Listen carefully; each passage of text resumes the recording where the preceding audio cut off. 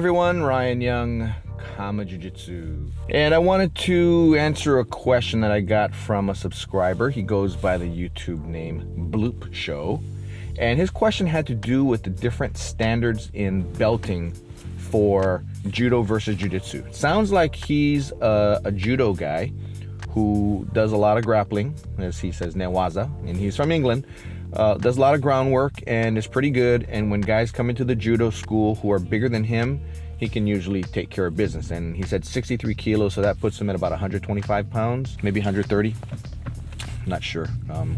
Anyway, says that he does pretty well, and he says they don't stand a chance against him. However, when he goes into his local jiu-jitsu school, he says that guys that are high white belt or low blue belt will just play with him, I guess. So I guess his question was, Gracie had said that the standard for blue belt would be somebody who can take care of an untrained opponent, and wants to know what do I think of the, and which he thinks he can do, and he wants to know what I think of the difference in standards are from Gracie's days to today. I guess whether I think it's a fair thing or not.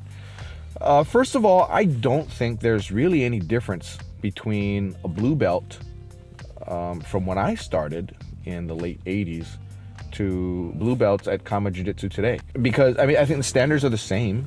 Now, when you think about Judo versus Jiu-Jitsu, it's different because depending on the school, there may be a blue belt rank, there may not be a blue belt rank, and it's not the same. One school that I went to Judo at when I was a kid, their ranks went white, yellow, orange, green, blue, purple, brown, black. However, Noribunasawa's school, which is the most recent Judo school I was at, they went white, 2 levels of green, 3 levels of brown before you got to Shodan, which is black belt. And the time that it took to earn a Shodan black belt in his school was maybe 5 years, maybe 6 years, I'm not sure. As far as time goes, that would put you right about where purple belt is for us. In relative grappling abilities, not the same. As an example, when I went there, I was a purple belt.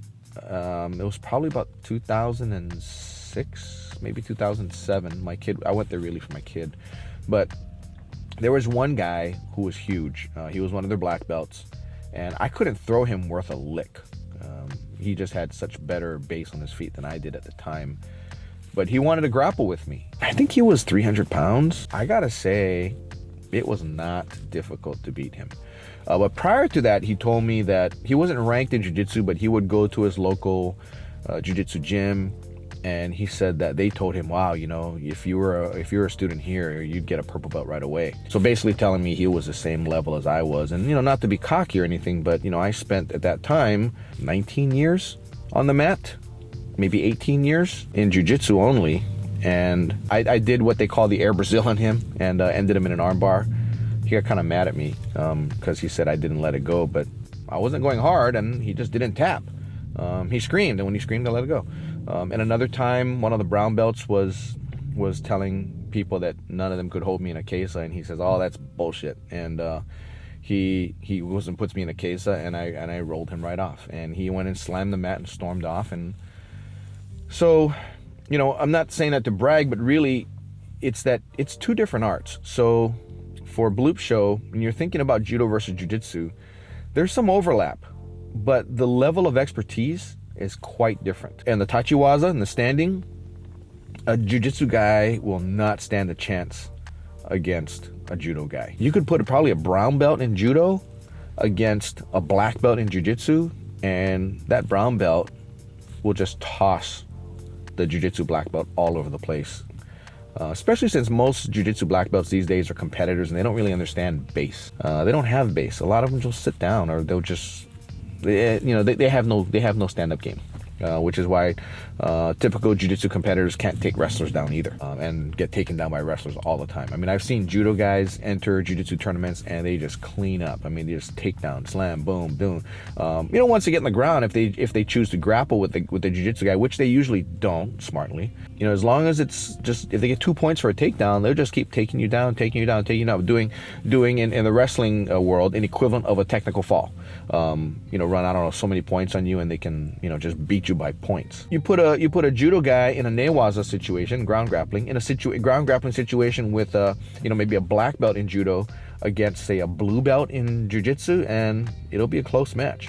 Purple belt, I don't really think a legit purple belt can lose to a typical black belt in judo on the ground. They may go to a stalemate, and that's only because the judo guy is very good at turtling up and protecting his neck and not getting choked, but he's just laying on his belly. I've gone up against really good judo black belts who, we may get on the ground, but once we start scrambling, they turtle up, they protect their neck, and they're just trying not to get choked. And I have worse position on them, and I'm just going right after choke after choke after choke, and it's a cat and mouse game. Eventually I get them. So I hope this answers your question, but really comes down to, you can't really compare it. But as a judo guy, you are learning some valuable skills that a judo guy will do well against an untrained opponent, just like a jiu-jitsu person will do well against an untrained opponent. Now, when you compare the two, like I said, you have to take it into context. Are you dealing with standing up? Are you dealing with ground grappling? Or are you dealing with both? And anything goes. Anything goes. I have to give it to the jiu-jitsu guy, unless the judo guy slams him square on his head and knocks him out. Just like with a boxer or something, it's a probabilities game, and the probabilities always support the grappler. That's not to say that the striker or the thrower will not win or cannot win. It's just that if you do it 100 times, then out of 100, the grappler will tend to win more than the non-grappler. And I think judo guys do engage in grappling. I just don't think they do as much grappling as, say, wrestlers or jiu-jitsu guys will. But I like judo too. In fact, we now have judo at Kama Jiu-Jitsu. We have Kama Judo. So we're learning it. And to me, it can only enhance our students' jiu-jitsu experience, because it gives them a skill that's related and is complementary. So Bloop Show, keep doing what you're doing. Go to judo and go to jiu-jitsu. I really think you're doing the right thing, but don't worry about the belt standards. Earn your belt in judo. Be thankful for that. Work hard for that. Earn your belt in jiu-jitsu. Be thankful and work hard for that as well.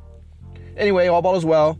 If you got more questions, just shoot them toward me. I'd be happy to answer them when I can. In the meantime, kamajujitsu@gmail.com, or just hit us down below.